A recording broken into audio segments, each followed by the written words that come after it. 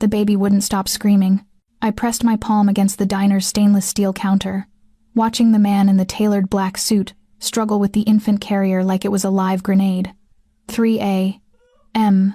Customers were usually truckers or insomniacs, not men who looked like they'd walked off a cologne advertisement and into my fluorescent-lit corner of Philadelphia. He was tall, maybe 6'3", with dark hair swept back from a face carved from something harder than marble. His jaw worked as the baby's cries escalated, tiny fists punching air. "You need help?" I asked, grabbing the coffee pot even though his cup sat untouched. His eyes cut to me gray, cold, absolutely exhausted. "She won't stop." "She?" I moved around the counter before I could think better of it. The rational part of my brain noted the expensive watch, the way his shoulders filled that suit jacket, the complete absence of a wedding ring. The maternal part just heard a baby in distress. "May I?" He stepped back like I'd offered to defuse a bomb.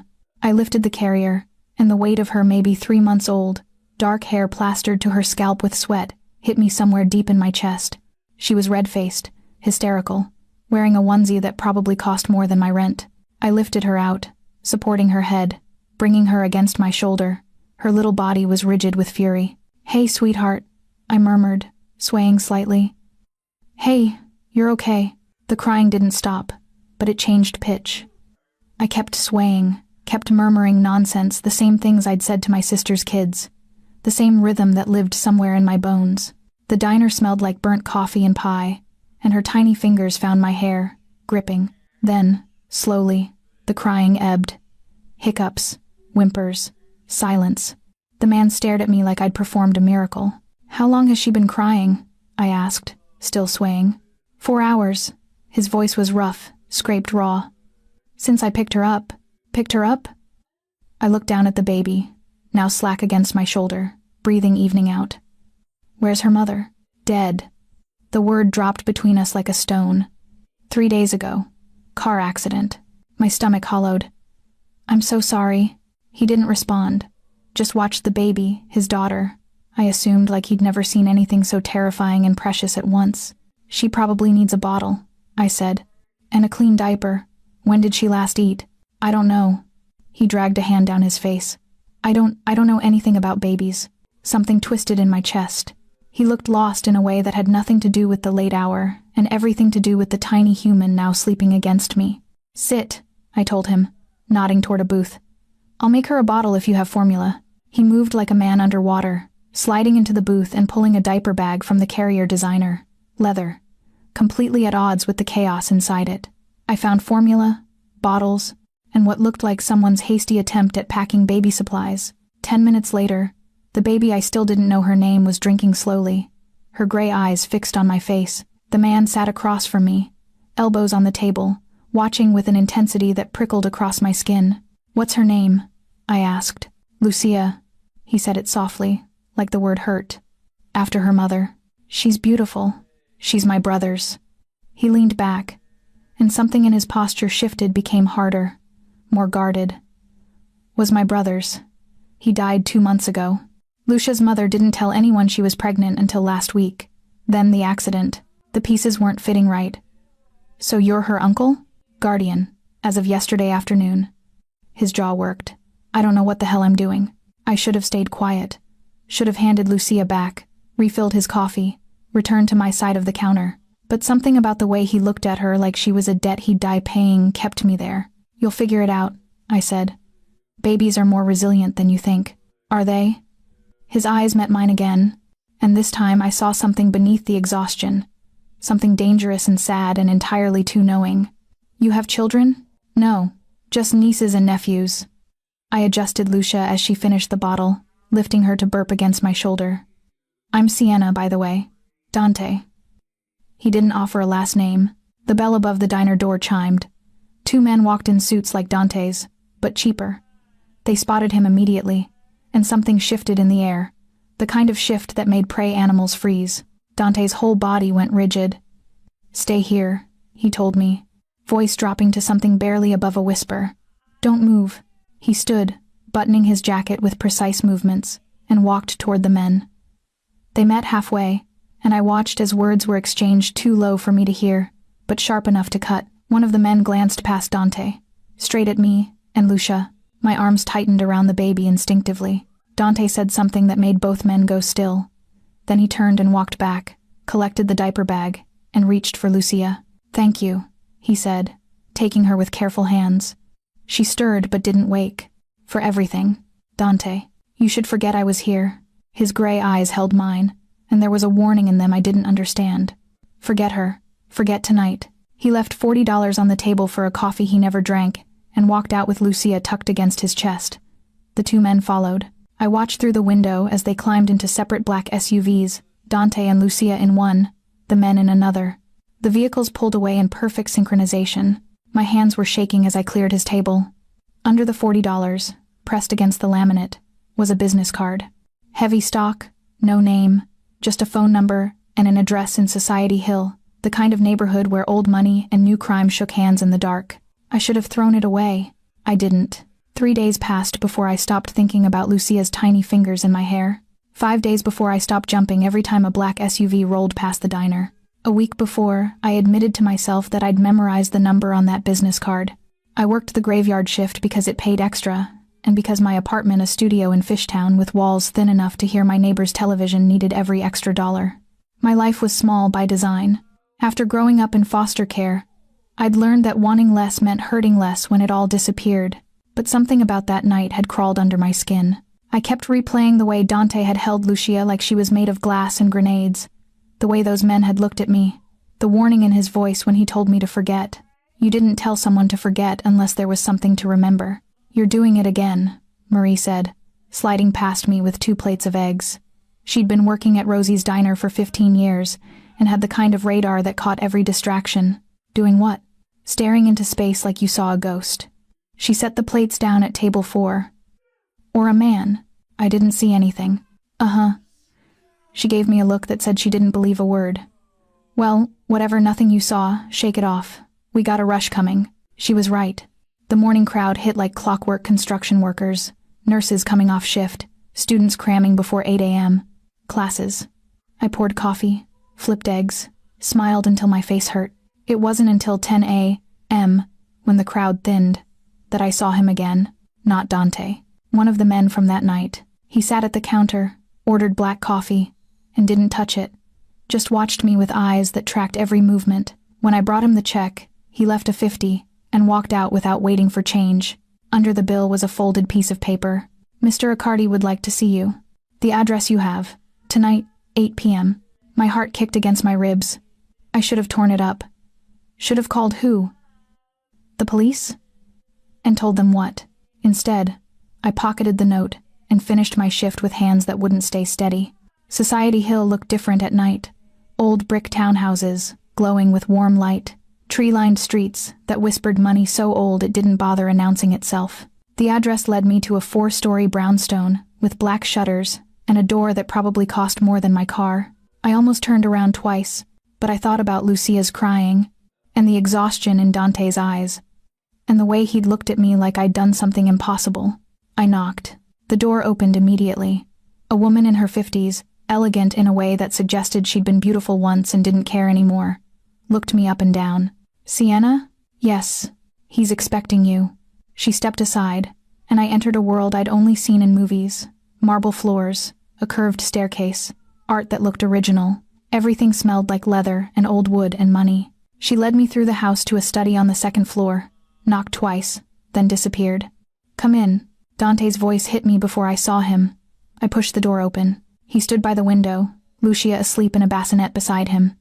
He'd traded the suit for dark slacks and a white shirt, sleeves rolled to his elbows. He looked less exhausted but no less dangerous. "You came," he said. "You didn't give me much choice." I stayed by the door. "Your friend made it sound like an order. It was a request." He turned fully, and I saw the tension in his shoulders. "I need your help." "With what?" "Her." He nodded toward Lucia. "She won't stop crying. Hasn't slept more than an hour at a time since that night. My housekeeper tried. I hired a night nurse. Nothing works. So you tracked me down? You're the only person who's made her stop." His jaw worked. "I'll pay you. Whatever you want. Just help me keep her alive." The bluntness of it struck somewhere tender. "You're her uncle. She's not going to die because she cries. You don't understand." "Then explain it to me." He was quiet for a long moment, and I watched something move across his face. Calculation, maybe, or resignation. My brother was killed, he said finally. Murdered. The car accident that killed Lucia's mother? It wasn't an accident. Someone is trying to erase my brother's legacy, and Lucia is the last piece. The air left my lungs. What? I'm telling you this, because if you walk out that door, you're walking into danger anyway. His eyes held mine. That night at the diner? You were seen with her. You're already part of this, whether you want to be or not. That's insane. But my voice shook. I'm a waitress. I held a baby. That's it. In my world, that's enough. He moved closer, and I caught the scent of him, something dark and expensive. I can protect you, but only if you stay close. Stay close. I repeated the words like they might make sense. What does that mean? Move in, help with Lucia. Let me keep you both safe while I find who killed my brother. You're asking me to live here? With you. I'm asking you to save her life. His voice dropped. And possibly your own. Lucia stirred in the bassinet, whimpering. Without thinking, I moved toward her, and Dante stepped back. I lifted her carefully, and she settled against me like I was gravity. Why me? I whispered. Because she chose you, Dante said. And in my experience, babies know things we don't. I looked down at Lucia, at her perfect sleeping face, and thought about my empty studio apartment, about the life I'd built out of nothing and kept small enough to protect. Then I thought about tiny fingers gripping my hair. 1 week, I heard myself say. Trial basis. If this is as crazy as it sounds, I'm gone. Dante's expression didn't change, but something in his eyes did. Relief, maybe, or something darker. 1 week, he agreed. I didn't know then that I'd just signed away every safe thing I'd ever built. The room Dante gave me was twice the size of my apartment, and filled with furniture that looked like it belonged in a museum. A 4-poster bed, a wardrobe with carved details, a window overlooking a garden I could barely see in the darkness. The bathroom's through there, Dante said, standing in the doorway with Lucia sleeping against his shoulder. He'd insisted on carrying her up, and she'd gone willingly, small progress. Towels are stocked. If you need anything, press the intercom. This is temporary, I reminded him. And myself. Of course. But the way he said it suggested he didn't believe me any more than I did. He transferred Lucia to the bassinet he'd had moved into my room close enough for her to sense me, he'd explained, but separate enough for boundaries. She stirred but didn't wake. She'll be up in 3 hours, Dante said. Maybe less. I know. He lingered, and in the low light from the hallway, I could see the shadow of stubble along his jaw, the way exhaustion had carved lines around his eyes. Thank you, he said quietly, for coming. You didn't leave me much choice. There's always a choice.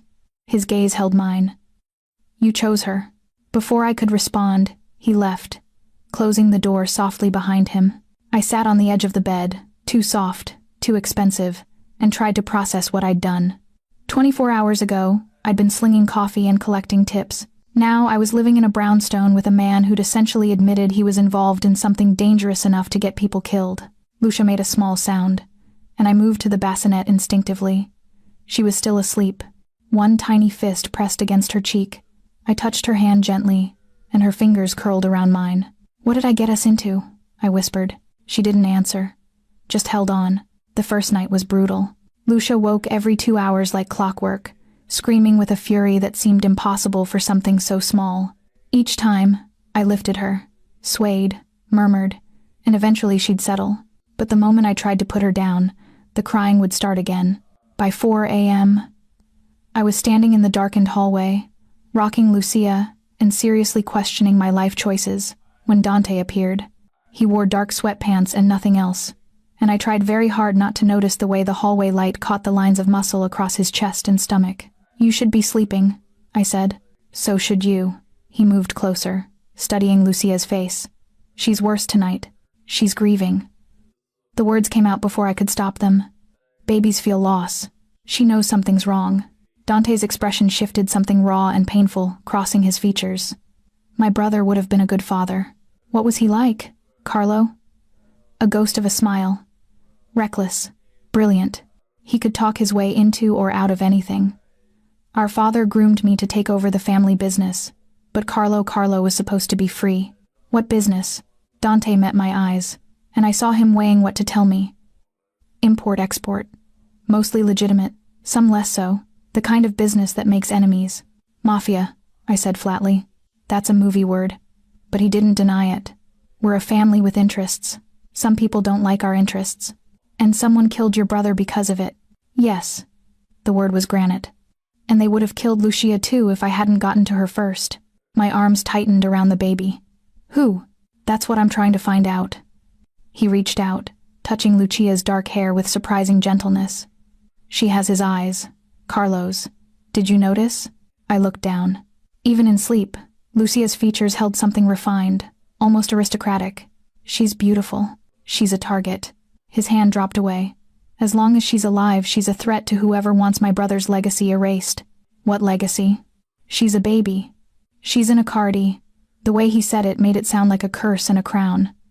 That name carries weight. History. Blood. Some people would rather see all of that buried than let it pass to her. The hallway suddenly felt colder. You're telling me someone wants a baby dead because of her last name? Welcome to my world. His voice was bitter. Still want to stay? I should have said no. Should have handed Lucia over and walked out into the night. But when I looked down at her sleeping face so innocent, so completely unaware of the danger surrounding her, I couldn't. 1 week, I said. Then we reassess. Something flickered in Dante's eyes. 1 week. He started to turn away, then stopped. Sienna? Yes. If anyone asks, you're Lucia's nanny. Nothing more. The less connected you appear to this family, the safer you are. Got it. He disappeared down the hallway, and I returned to my room with Lucia, and the growing certainty that I'd just crossed a line I couldn't uncross. Morning came with pale light through unfamiliar windows. Lucia woke me at 6, hungry and furious, and I stumbled through making a bottle in the kitchen, all marble counters and appliances that looked like they belonged in a spaceship. The housekeeper, Mrs. Chen, appeared with coffee that tasted like heaven, and a knowing look that suggested she'd seen this all before. Mr. Accardi is in the gym, she said. He asked that you join him for breakfast at 8. I glanced at Lucia, who was working through her bottle with single-minded determination. I'll try. 8 o'clock found me in a dining room that could have seated 20, with Lucia dozing in her carrier and Dante across from me in a fresh suit. He looked like he'd slept 8 hours and had a team of stylists. I looked like I'd been hit by a truck. You didn't have to dress up, he said, and I caught the ghost of amusement in his voice. I didn't have time to unpack my ball gown. I took a long drink of coffee. What's the plan for today? I have meetings until 3. Mrs. Chen will help with anything you need. He cut into an omelet with precise movements. Tomorrow, I'm having a DNA test done. I froze. What? Lucia's DNA. To confirm paternity. You said she was your brother's. Her mother said she was my brother's. His gray eyes were unreadable. But I need to be certain. For legal reasons. For her safety. For everything. And if she's not? The question felt dangerous. Then I find out who she is and protect her anyway. He said it like it was simple. She's already in danger. Her parentage doesn't change that. I looked at Lucia, sleeping peacefully, and felt something shift in my chest. When will you get results? 3 days. Maybe 4. He set down his fork. Until then, we proceed as planned. What plan? You haven't actually told me what you're trying to do. Find my brother's killer, protect Lucia, keep you alive. He stood, buttoning his jacket. In that order. Comforting. I'm not here to comfort you, Sienna. I'm here to keep you breathing. He moved toward the door, then paused. There's a panic button in every room, red button by the light switches. You press it, and 6 men arrive in under 3 minutes. 6 men? Security. They're outside. You won't see them unless you need to. His eyes held mine. But they're always there. Then he was gone, leaving me alone with a sleeping baby and the creeping realization that I'd moved into a fortress disguised as a home.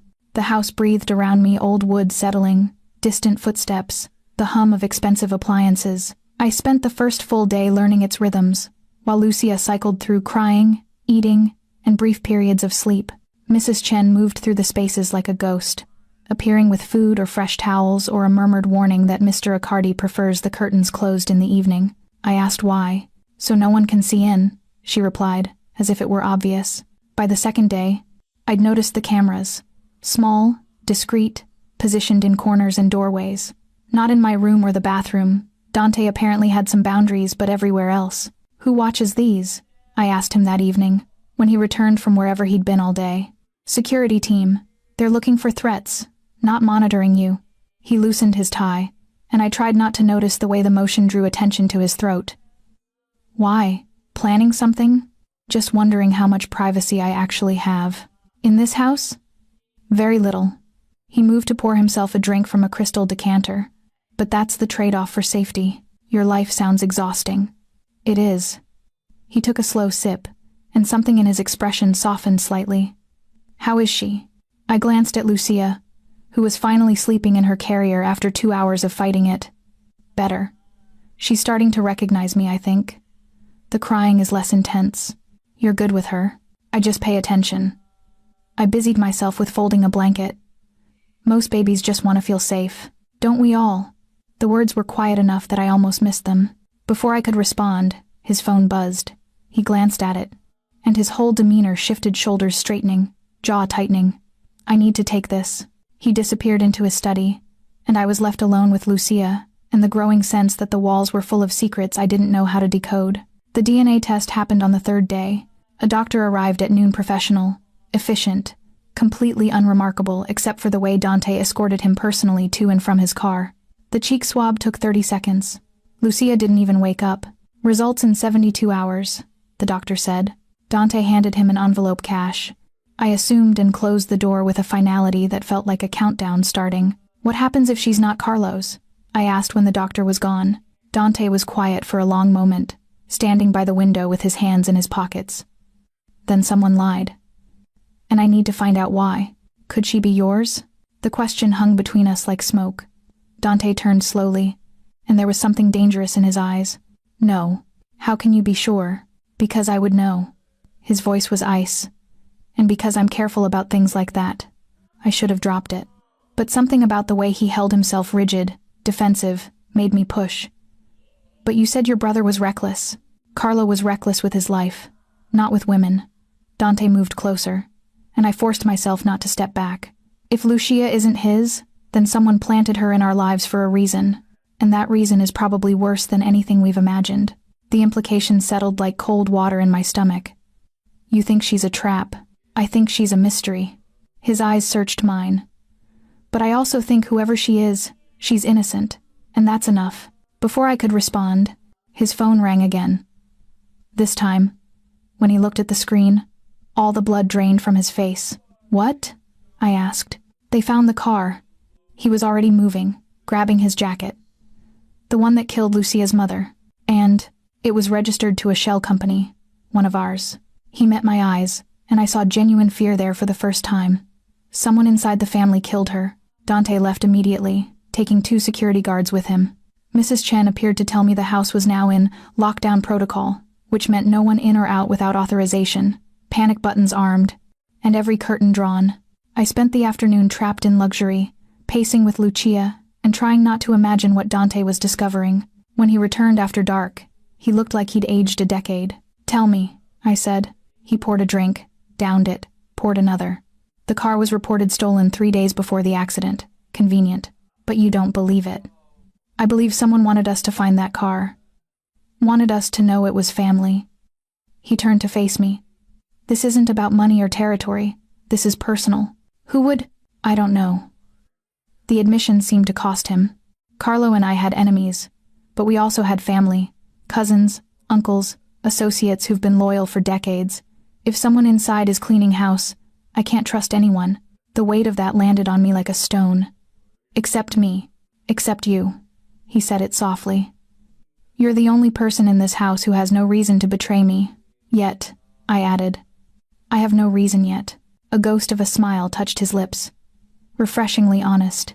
Lucia stirred in her carrier, and I lifted her before she could start crying. She settled against me immediately, and I caught Dante watching with an expression I couldn't decipher. What?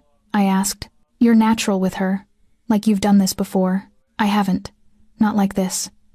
I adjusted Lucia's weight. I just remember what it felt like to need someone and have no one show up. The vulnerability in my own words surprised me. Dante's expression shifted, something softer breaking through the ice. Foster care? He asked. How did you... I had you investigated before I sent for you." At my sharp look, he shrugged. "Standard procedure. I needed to know who I was bringing into my home." "Of course you did." I shouldn't have felt betrayed, but something stung anyway. "What else did your investigation tell you?" "That you've been on your own since you were 18. That you work 60 hours a week and save every penny. That you have a sister somewhere in New Mexico you haven't spoken to in 3 years." He paused. "That you're exactly what you appear to be, someone trying to survive." "Well, that's comforting. I'm predictable. You're honest." He moved closer, and Lucia made a small sound between us. In my world, that's rare enough to be valuable. We stood there in the dim light of the living room, separated by a sleeping baby and everything else. I wanted to ask what happened next, wanted to demand more answers, but exhaustion was creeping in, and Lucia was finally peaceful. "You should rest," Dante said quietly. "Tomorrow might be complicated." "Why? What's tomorrow?" His jaw tightened. "Family dinner. My uncle is demanding to meet Lucia." "And that's bad?" "That depends," he said, "on whether he's the one trying to kill us." The morning of the family dinner, Dante was different. Colder, more controlled. He appeared in my room at 7 a.m. Already dressed in a black suit that looked like armor. "You need proper clothes," he said without preamble. I was in my usual jeans and sweater, rocking Lucia, who'd been up since 5. "Excuse me? For tonight, my uncle is old-fashioned. You're Lucia's nanny, which means you'll be present but not participating." He pulled out his phone. "I'm having a stylist come at noon." "I don't need a stylist. This isn't optional." His voice was flat. "You represent this household now. That comes with expectations." I wanted to argue, wanted to tell him exactly where he could shove his expectations, but Lucia chose that moment to spit up on my shoulder, and Dante's expression flickered with something that might have been amusement before the ice returned. "Noon," he repeated. "Don't fight her on the dress. You'll lose." The stylist, Margot, sleek and French and utterly terrifying, arrived with enough clothes to outfit a small country. She took one look at me, said something in French that sounded insulting, and got to work. An hour later, I stood in front of a full-length mirror and barely recognized myself. The dress was midnight blue, simple but elegant, hitting just below my knees. Nothing ostentatious, nothing that would draw too much attention, but the cut, the fabric, the way it moved, everything screamed money I didn't have. "Better," Margot declared. "You'll do." "Gee, thanks." She handed me a pair of low heels and a stern warning about posture, then disappeared as quickly as she'd come. I was still staring at my reflection when Dante knocked. "Come in." He entered, stopped, and something crossed his face too quickly for me to catch. "Does it work?" I asked, suddenly self-conscious. "It works." His voice was rougher than usual. "You look appropriate." High praise. Sienna. He moved closer, and I caught that dark, expensive scent again. "Tonight will be difficult. My uncle is not a kind man. He'll test you, try to find weaknesses. Whatever he says, whatever he implies about Lucia or me or this situation, don't react. What exactly am I supposed to do? Be invisible. Hold Lucia. Stay close to me." His gray eyes held mine. "And if anything feels wrong, anything at all, you use the signal." "What signal?" He reached into his pocket and pulled out a small device looked like a car key fob. "Press the button twice. Security responds immediately." I took it, the weight of it cold in my palm.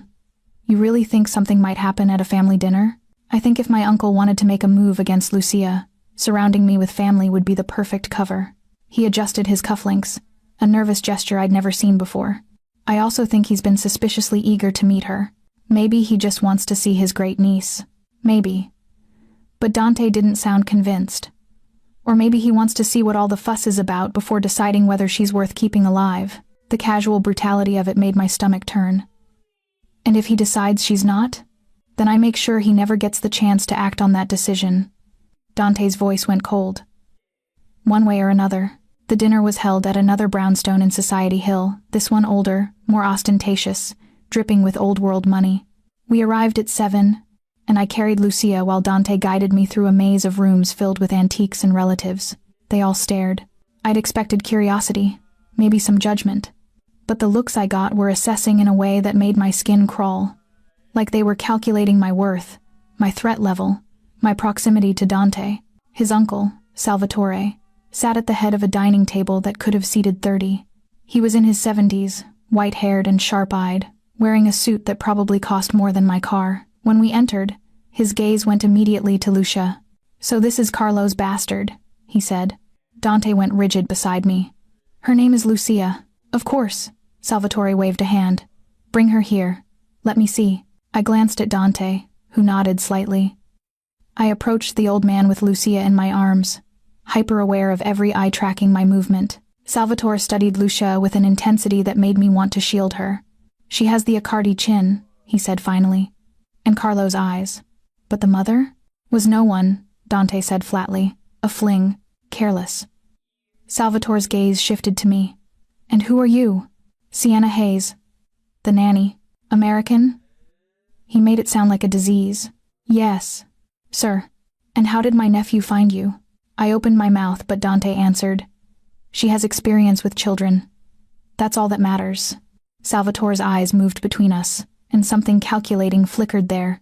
"Is it?" He turned to the rest of the table, maybe a dozen people, all family, all watching. "Well, let's eat. We can discuss business after." The dinner was brutal, not in any dramatic way, but in the constant, subtle warfare happening beneath polite conversation. Questions that weren't really questions, implications wrapped in compliments, and through it all, Salvatore watched Lucia like she was a puzzle he was solving piece by piece. I sat beside Dante, barely touching my food, keeping Lucia quiet through some miracle of exhaustion and careful timing. Dante ate mechanically, his whole body radiating tension. When Lucia started fussing halfway through the main course, I excused myself and found a small library to feed her. I was settling into a leather chair when the door opened. Not Dante. A younger man, maybe 40, expensive suit, cold smile. "The nanny," he said. "I'm Nico. Salvatore's son. Nice to meet you." "Is it?" He closed the door behind him, and alarm bells started ringing. "I'm curious about something." "What's that?" "Why Dante is so protective of you." Nico moved closer, and I stood instinctively, keeping the chair between us. "You're just hired help, yes? But he watches you like you're something precious." "I'm taking care of his niece." "Are you?" His smile widened. "Or are you taking care of him?" "I don't know what you mean." "Don't you?" The mysterious woman who appears from nowhere. The baby who may or may not be family. My cousin acting like he's guarding the crown jewels. Nico's expression hardened. "Things are changing in this family. Power is shifting, and people who aren't careful get crushed." "Is that a threat?" "It's advice." He straightened his jacket. "From someone who'd hate to see a pretty face get damaged." Before I could respond, the door opened again. This time it was Dante, and the temperature in the room dropped 10 degrees. "Get out," he said to Nico. "Just introducing myself to your... What did you call her? The nanny?" Nico's smile was poisonous. "Charming girl. Out, now." Nico left, but not before giving me one last calculating look. Dante closed the door and locked it, then turned to me with barely controlled fury. "Did he touch you?" "No. But he threatened me." I adjusted Lucia, who had gone tense in my arms. "What the hell is happening here?"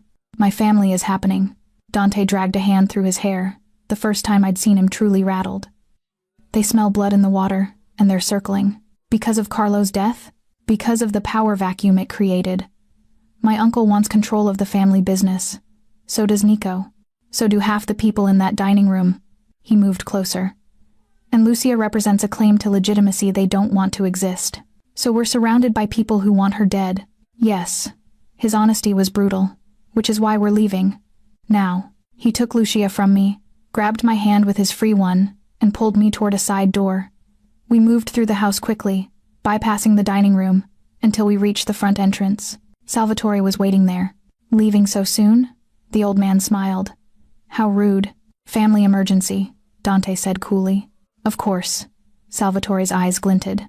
"You know, I had my own DNA test done on the child. From the glass she drank from at the table. My blood went cold." Dante's grip on my hand tightened. "And?" Dante's voice was ice. "Results tomorrow." Salvatore's smile widened. "I'm very curious to see if they match yours." We left then, with that threat hanging in the air like smoke. In the car, Dante drove in silence, while Lucia slept in her seat, and I tried to process what had just happened. "He doesn't think she's Carlo's," I said finally. "No." Dante's knuckles were white on the steering wheel. "He thinks she's mine." The house felt different when we returned, smaller somehow. despite its size.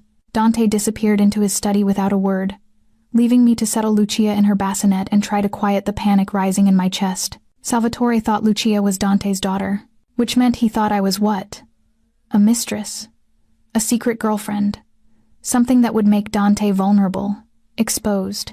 I'd just stripped out of the blue dress and into my usual clothes when my door opened. I spun around, but it was only Mrs. Chen with tea. "Mr. Riccardi asked me to bring this to you," she said, setting the tray down. "He said you might have trouble sleeping. Is he always like this, the uncle?" Mrs. Chen's expression tightened. Salvatore is ambitious, and ambitious men are dangerous when they feel threatened. What's he threatened by? Change. She moved toward the door, then paused. "For what it's worth, I've worked for this family for 20 years. Carlo was kind, Dante is careful, but Salvatore?" She shook her head. "Salvatore is hungry." After she left, I drank the tea and watched Lucia sleep. At some point, exhaustion won, and I dozed in the chair beside her bassinet. I woke to Dante standing in my doorway. "Sorry," he said quietly. "I didn't mean to wake you. What time is it?" 3 a.m. He looked rumpled, jacket gone, shirt untucked, exhaustion carved into every line of his face. I wanted to check on her. "She's fine. Fed at midnight, changed at 2. I stood, stretching muscles gone stiff. "Are you okay?" "No." The honesty surprised me. "But I'm functional." We stood there in the darkness, Lucia sleeping between us, and something shifted. Dante moved closer, and I could see the shadows under his eyes, the tension in his jaw. "Thank you," he said. "For tonight, for staying calm." I wasn't calm. I was terrified. "You hid it well." A ghost of a smile. "Better than I did." "What happens when your uncle gets his DNA results?" "He'll know the truth." Dante's voice was rough. "That Lucia isn't mine. That Carlo was her father. Will that be enough? For him? No." He dragged a hand through his hair. "He'll spin some story about paternity fraud or illegitimacy. Find a reason to contest her place in the family. So what do we do?" He focused on me fully. "You're still planning to leave after the week." I should have confirmed it. Should have reminded him this was temporary. But looking at Lucia, and at Dante's exhausted, desperate face, I couldn't. "That depends," I said. "Are you going to protect her?" "With my life." "Then I'm not going anywhere." The words came out before I could stop them. "Not until she's safe." Something changed in Dante's expression. Gratitude, maybe, or relief. He moved closer, and suddenly we were just inches apart, with Lucia sleeping behind me and the whole dangerous world outside. "Sienna," he said my name like a warning. "You don't know what you're signing up for. Then tell me." "My family kills people who become inconvenient. My business operates in shadows. My life is violence wrapped in expensive suits." His voice dropped. "And you're, what? Tell me what I am." "Innocent." The word came out harsh. "You're innocent, and you don't belong in this world, and every instinct I have is telling me to send you away before you get hurt. But you won't." "No." His jaw worked. "Because I'm selfish enough to keep you here." The air between us felt electric, dangerous. I should have stepped back, should have created distance. But I didn't. "Why did you really bring me here?" I asked. "The truth." "Because Lucia needed you. And because..." He stopped, something warring in his expression. "Because when I watched you hold her that night in the diner, I thought maybe there was still something good left in the world, something I hadn't destroyed yet." The vulnerability in his voice cracked something open in my chest. Without thinking, I reached up and touched his face, just my fingertips against his jaw. He went absolutely still. "You're not as destroyed as you think," I whispered. "Don't." But he didn't pull away. "Don't see good in me, Sienna. It's not there." "Liar." Something broke then. Dante's hand came up to cover mine, pressing my palm against his face. His eyes closed, and I felt the tension radiating through him, control barely maintained. "This is a mistake," he said. "Probably. You should go. Back to your life. Your safety." I should. But I didn't move. His eyes opened, and the heat in them made my breath catch. "Sienna." Lucia made a small sound, and we both froze. She stirred in her bassinet, whimpering, and the moment shattered. Dante stepped back as I turned to her, lifting her before she could fully wake. "I should let you rest," Dante said, his voice rough. "Dante, we have the DNA results tomorrow. We'll deal with everything after that." He was already moving toward the door, retreating behind walls I'd briefly seen crack. "Good night." He left, and I stood there with Lucia in my arms, my hands still tingling from the warmth of his skin, wondering what the hell I'd just done. The DNA results arrived at 2 p.m. The next day, Dante opened the envelope in his study with me and Lucia present. His hands were steady, his face unreadable. He read the document once, twice, then set it down carefully. "Well?" I asked. "Lucia is Carlo's," he said it flatly. 99.9% certainty. I should have felt relief. Should have felt something lighter. But Dante's expression was storm clouds. "What?" I pressed. "There's a note attached. From the lab." He handed me a second page. They ran additional markers. Extended family analysis. I read it, and my blood went cold. The note explained that while Lucia was definitely Carlo's daughter, the genetic markers also showed something else. A familial connection to Dante that was too close to be uncle-niece. "I don't understand," I said. "It means Carlo and I shared more DNA than we should have." Dante's voice was deadly quiet. "It means my father wasn't who we thought he was. Or Carlo's father wasn't. Or," he stopped, jaw working, "it means someone in my family has been lying for decades. Who else knows about this? Just us. And the lab." He pulled out his phone. "The lab that just received a very generous payment to lose these results. Dante, this doesn't leave this room." His eyes met mine, and they were absolutely merciless. "If my uncle finds out there's any question about Carlo's paternity about the family line, he'll use it to destroy everything, including Lucia. So what do? We bury it." He picked up the results and moved to the fireplace, feeding the pages to the flames. "And we make sure Salvatore's test confirms exactly what we want him to see. Can you do that?" "I can do a lot of things." The paper curled and burned, secrets turning to ash. Most of them are probably illegal. He watched until every page was destroyed, then turned to me with an expression I couldn't read. "You should still leave," he said. "While you can." "No. Sienna." I said no. I adjusted Lucia, who was sleeping peacefully, completely unaware of the bomb that had just detonated. "Whatever this is, whatever secrets your family has, Lucia doesn't deserve to pay for them. And neither do you. You don't know me well enough to make that judgment. Maybe not." I met his eyes. But I know enough. For a moment, Dante just looked at me. Really looked, like he was trying to memorize something he knew he'd lose. Then he nodded once, sharp, and the walls went back up. "Then we go to war," he said. "And God help us both." Salvatore's DNA results came back the next morning, delivered by courier in a sealed envelope. Dante opened it at the breakfast table, while I fed Lucia and pretended my hands weren't shaking. "Well?" I asked when he'd read it twice. "It confirms Carlo as the father." His expression gave nothing away. My uncle got exactly what he was looking for, which is proof that Lucia is legitimate. He set the envelope down carefully, which means now he has to decide whether to accept her into the family or find another reason to eliminate her. "You're saying even with proof, she's still in danger." "I'm saying proof just changes the game, not the stakes." He stood, buttoning his jacket. "I have a meeting with Salvatore this afternoon. He wants to discuss Lucia's future. I'm coming with you." "Absolutely not. She's safer with me than with anyone else in this house. You said so yourself." I lifted Lucia against my shoulder. "And if he's meeting you to discuss her future, she should be there." Dante's jaw tightened. "This isn't a negotiation." "You're right, it's not." I stood, meeting his eyes. "Because I'm not asking permission." For a long moment, we stared at each other, a battle of wills fought in silence.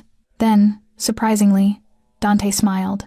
It was small, almost hidden, but real. "Fine," he said. "But you stay quiet. Stay close. And if I tell you to leave, you leave. Understood?" "Understood." The meeting was at a private club in Rittenhouse Square, old wood, leather chairs, the smell of cigars, and money. We were led to a back room where Salvatore waited with Nico and 2 other men I didn't recognize. "Dante," Salvatore gestured to the chairs across from him. "And the girl, how domestic." I sat beside Dante, keeping Lucia tucked against me. She was awake but calm, her gray eyes taking in the room with infant seriousness. "You wanted to discuss Lucia," Dante said. "So discuss. Always so direct." Salvatore lit a cigar, the smoke curling toward the ceiling. "Very well. The DNA confirms she's Carlo's daughter, which makes her an Accardi, which means she has a claim. To what? That depends. Salvatore's eyes glinted. Carlo's estate was not insignificant.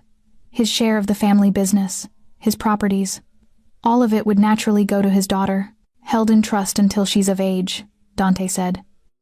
Standard arrangement. With you as trustee, I assume? Nico leaned forward. How convenient. Would you prefer someone else manage a child's inheritance? Dante's voice went cold. Perhaps someone who's already tried to have her killed?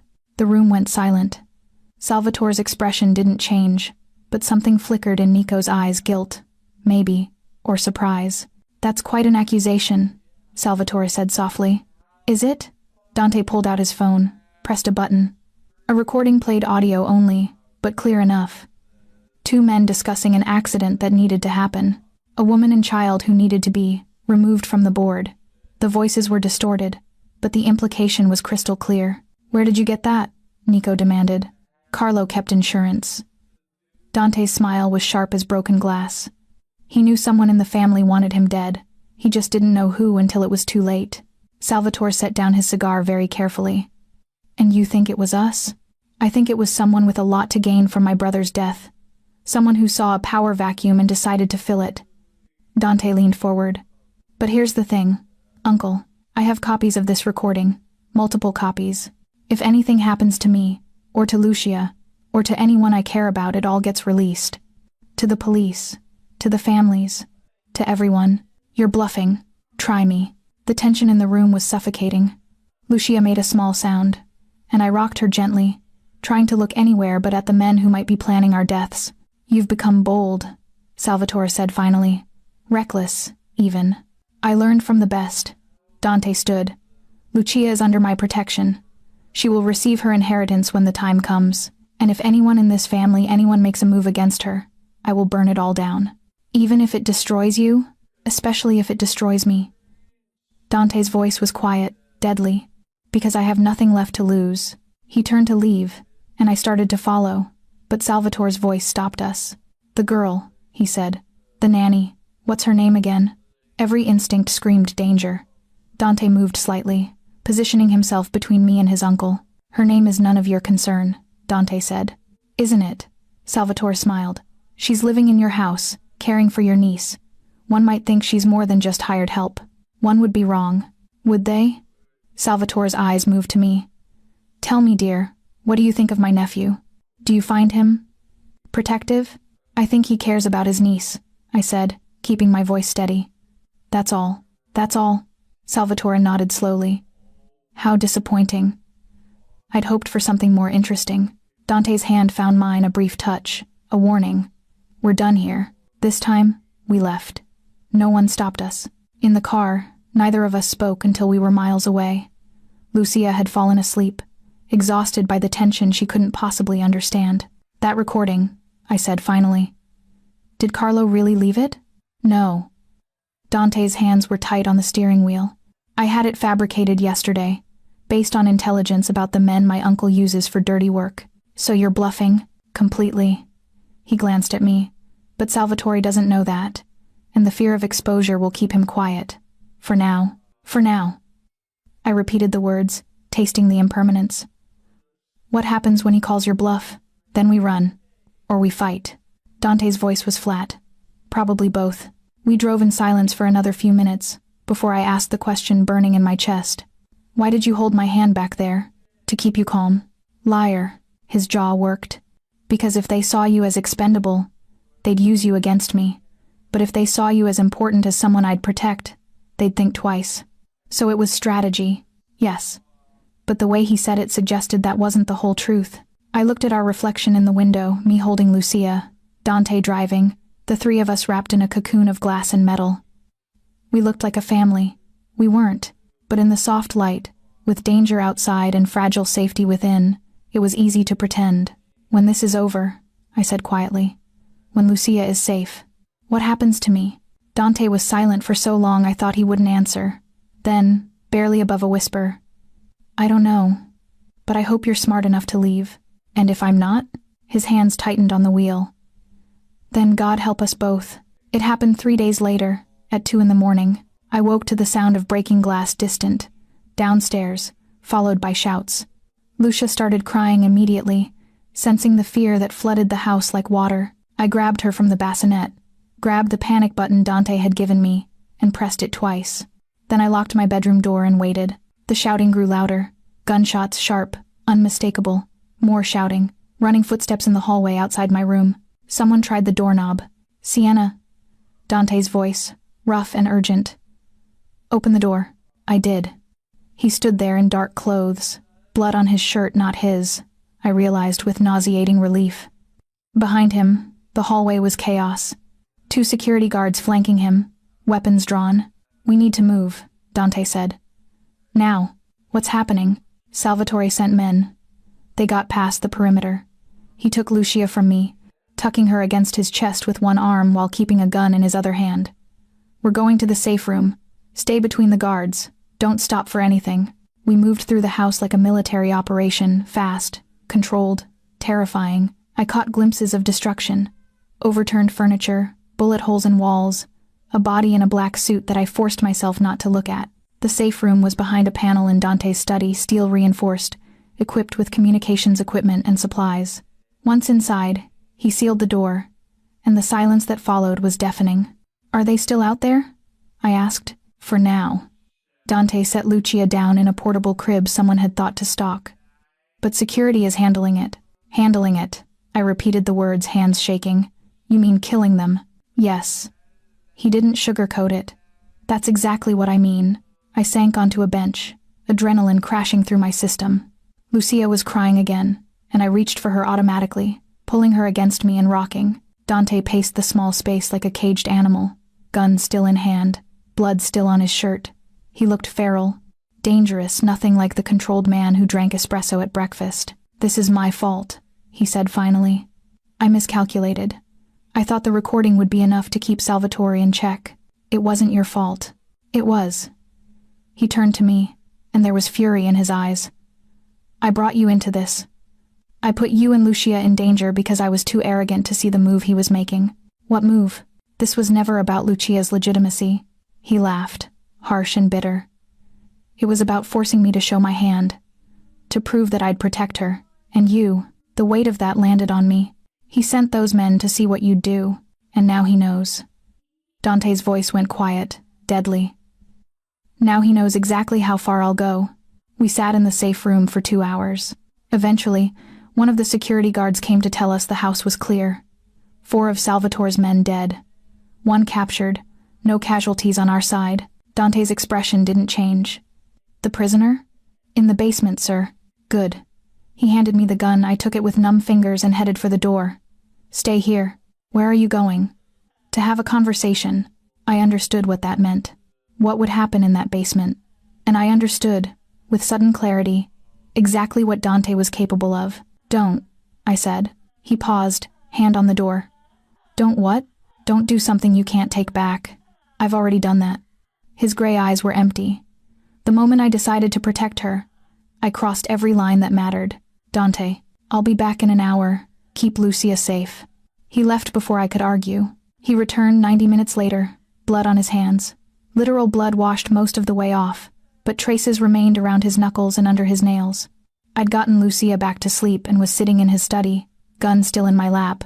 When he walked in, he moved to the bar cart, poured 3 fingers of whiskey, downed it.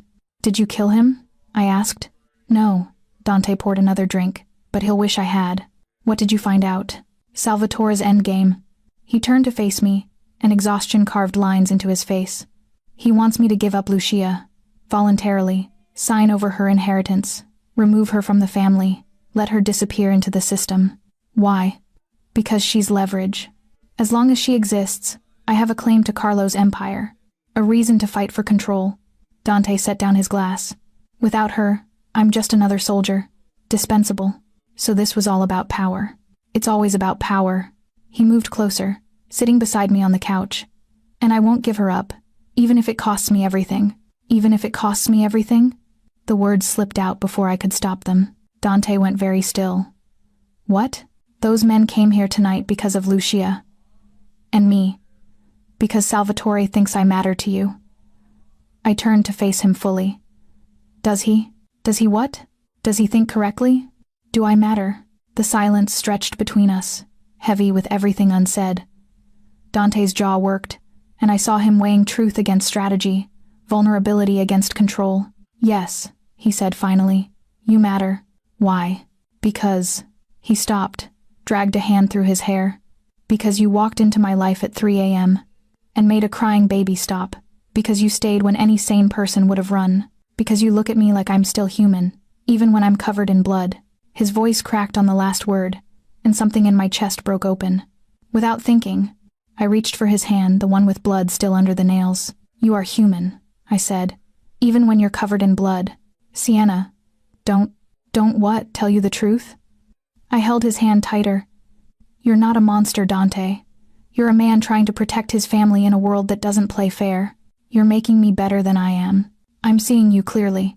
I reached up with my free hand, touching his face. And you're terrified I'll stop. His eyes closed, and he leaned into my touch like a man starving. You should be afraid of me. I know. You should leave. Tonight. While you can. I know that too. I moved closer, until our faces were inches apart. But I'm not going anywhere. Why? The word was barely a whisper. Because Lucia needs me. Because you need me. Because... I stopped, realizing the truth as I spoke it. Because I need this. Need to matter to someone. Need to be more than just invisible. Something in Dante broke then. He surged forward, and his mouth found mine desperate, rough, tasting of whiskey and violence, and something sweeter underneath. I kissed him back just as hard, threading my fingers through his hair, pulling him closer. We broke apart, gasping, foreheads pressed together. This is a mistake, Dante said. Probably. You'll get hurt. I'm already hurt. I pulled back enough to meet his eyes. We all are. His thumb traced my jaw, gentle, despite the blood still under his nails. I don't know how to protect you, and want you at the same time. Then don't protect me. I kissed him again, softer this time. Just want me. We stayed like that for a long moment, tangled together on his couch, Lucia sleeping in the next room, blood and danger, and something fragile growing between us. Outside, dawn was breaking. Inside, everything was about to get infinitely more complicated. The house went into lockdown after the attack. No one in or out without Dante's explicit approval. Guards doubled, every window reinforced. We became prisoners in luxury, waiting for Salvatore's next move. It came 3 days later, not with violence, but with an invitation. Dante read it at breakfast, his expression unreadable. He wants to meet. Neutral ground. Just the two of us. It's a trap, I said immediately. Of course it's a trap. He set down the letter. But it's also an opportunity. For what? For him to kill you? For me to end this? Dante met my eyes. One way or another, the words hung between us, heavy with implication. I understood what he was saying, that he planned to kill his uncle, or die trying. No, I said. There has to be another way. There isn't. He stood, moving to the window. Salvatore won't stop. As long as he sees Lucia and you as leverage, we're all in danger. I need to remove the threat. By committing murder. By protecting my family. He turned back to me. This is who I am, Sienna. This is what my world requires. Then change your world. It's not that simple. It could be. I stood too, closing the distance between us. You could take Lucia and disappear. Start over. Somewhere far from here. From all of this. And leave the family business to Salvatore? Let him win? Who cares who wins? My voice rose. Lucia deserves better than growing up in this violence. So do you. Dante's expression softened, and he reached up to touch my face. And you? What do you deserve? I don't know anymore. The honesty felt like exposure. 3 weeks ago, I knew exactly who I was and what I wanted. Now I'm in love with a man who keeps blood under his fingernails, and a baby who isn't mine, and a life that could end any second. The words hung between us.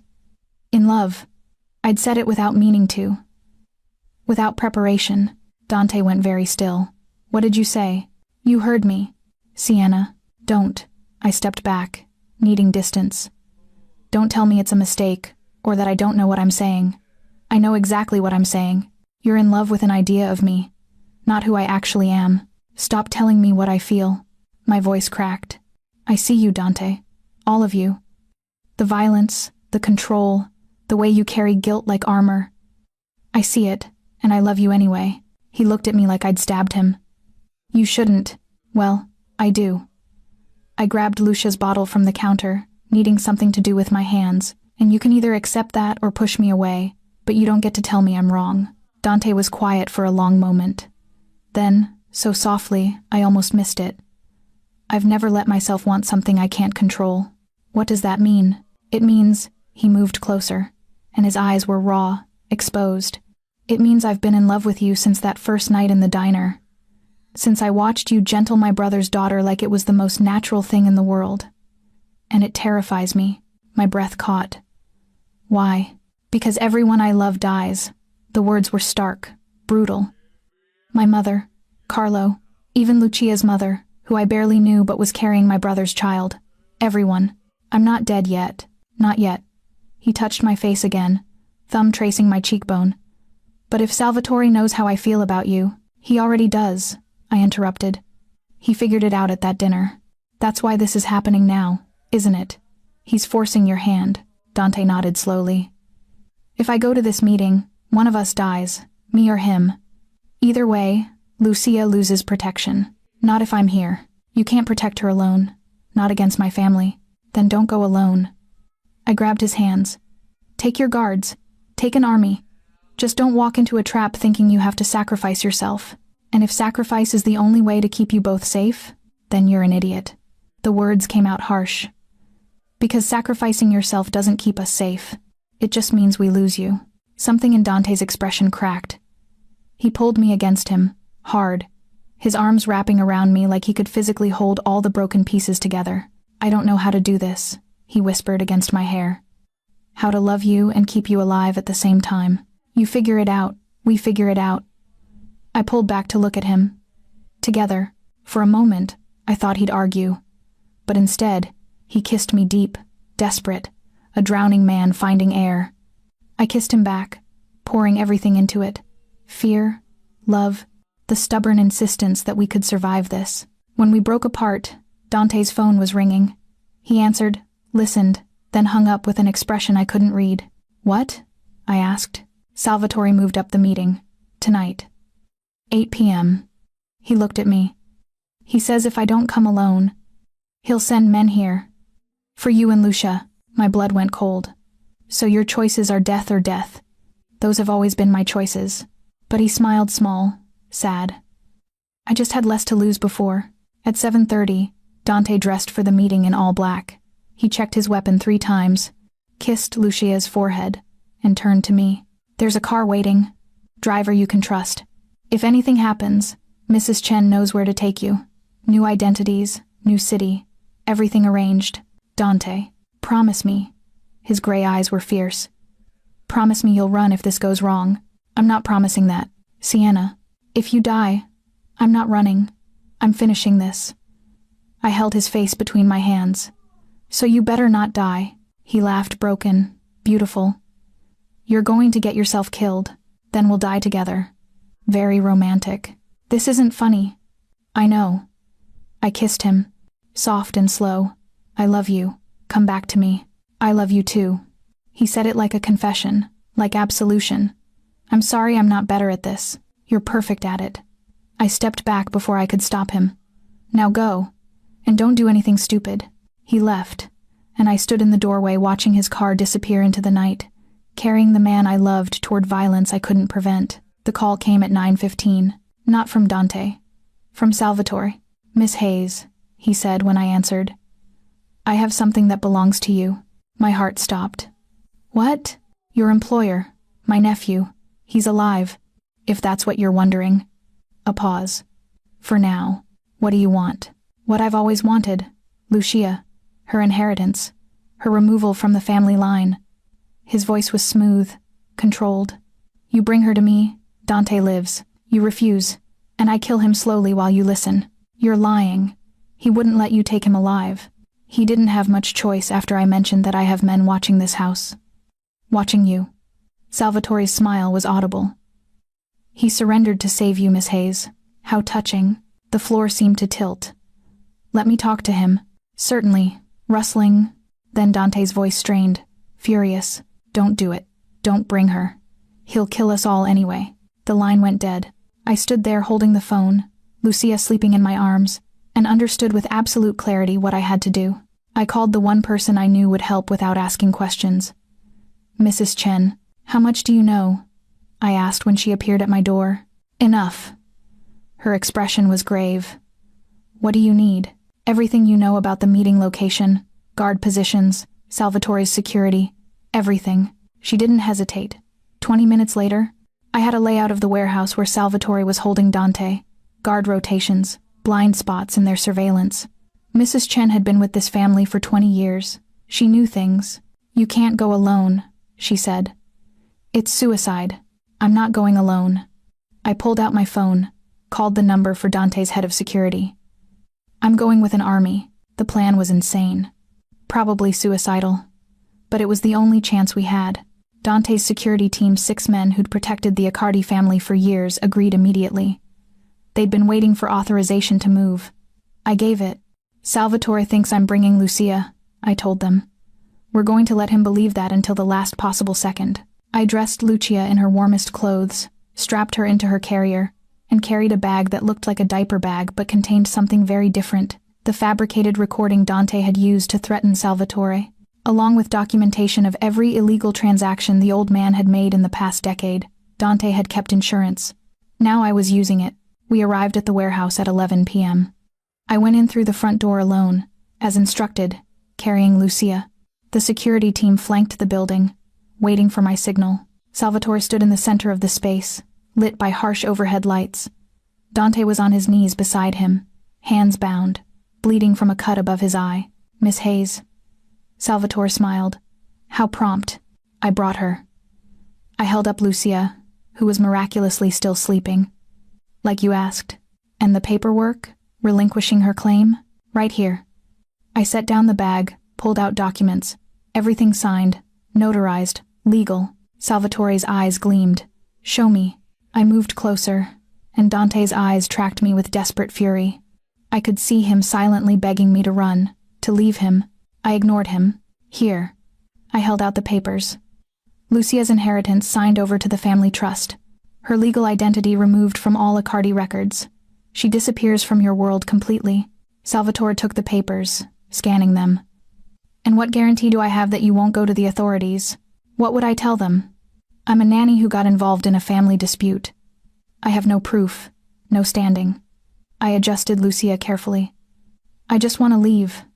With Dante, that was the deal. Was it?" Salvatore looked at me, and I saw calculation in his eyes. "I'm wondering why you'd risk so much for a man like my nephew. He's a killer, you know. Violent. Dangerous. I know what he is. And you love him anyway?" Salvatore laughed. "How disappointing. I'd hoped for more sense from you. We don't choose who we love." I met his eyes steadily. "We just choose what we're willing to sacrifice for them." "Indeed." Salvatore handed the papers to one of his guards. "Kill them both. And the baby."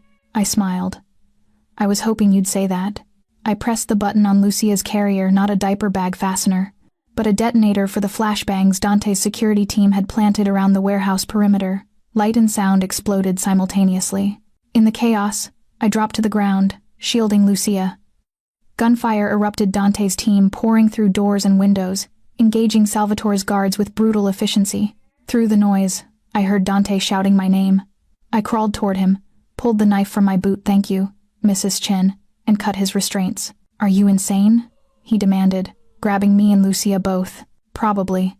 I handed him the gun I'd tucked into Lucia's carrier. "Now get us out of here." We moved through the firefight like shadows, Dante shooting anyone who got close, me clutching Lucia and praying she'd sleep through the violence. We reached a side door, burst into the night, and found 2 security guards waiting with a car. "Go!" one of them shouted. We went. Behind us, the warehouse lit up with more gunfire. I didn't look back, just held Lucia and Dante's hand as we sped away from everything he'd known towards something we'd have to build from nothing. The FBI showed up at Salvatore's warehouse 30 minutes later. Anonymous tip. Documentation of 20 years of illegal activity.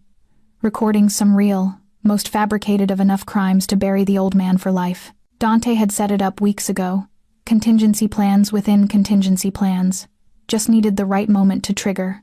That moment was me walking into a trap and trusting him to have my back. 3 weeks later, we sat on the back deck of a house in rural Vermont, watching Lucia try to crawl across a blanket. She'd grown stronger, healthier, with Dante's gray eyes and a smile that could break hearts.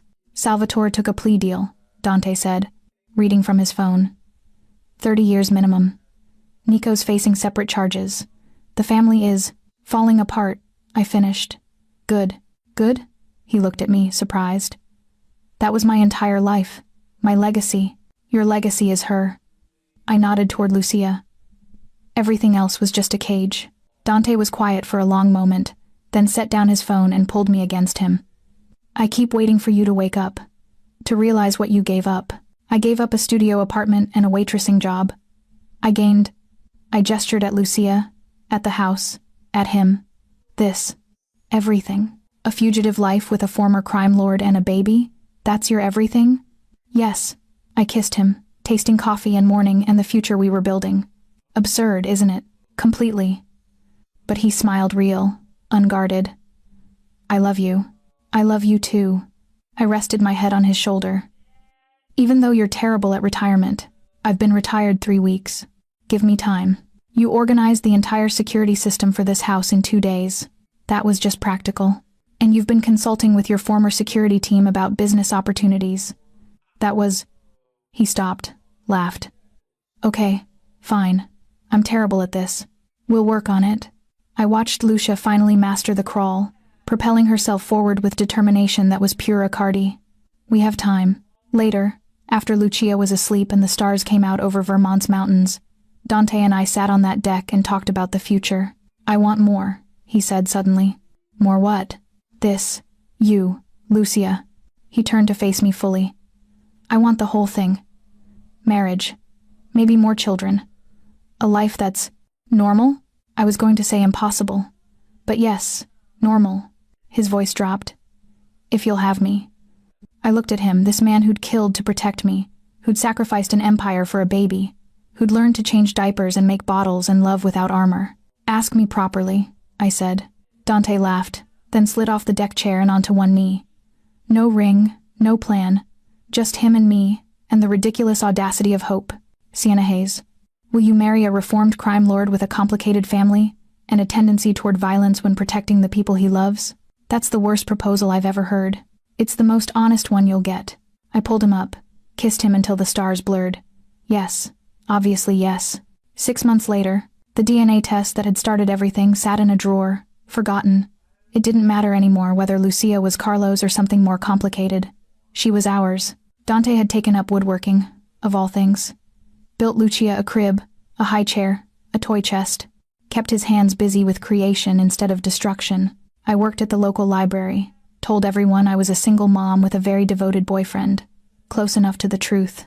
And at night, when Lucia was asleep and the Vermont quiet pressed in around us, Dante and I would sit on that deck and marvel at the impossible thing we'd built. Do you miss it? I asked one evening. The power, the family, all of it? Sometimes, he admitted. Then Lucia laughs. Or you kiss me. Or I remember that I used to keep blood under my fingernails. He looked at his hands clean now, calloused from carpentry. No, I don't miss it. Good, I curled against him. Because this is better. This is everything. And it was. Imperfect, complicated, built from violence and trauma, and a crying baby who'd brought 2 broken people together in a diner at 3 a.m. But it was ours, and that was enough.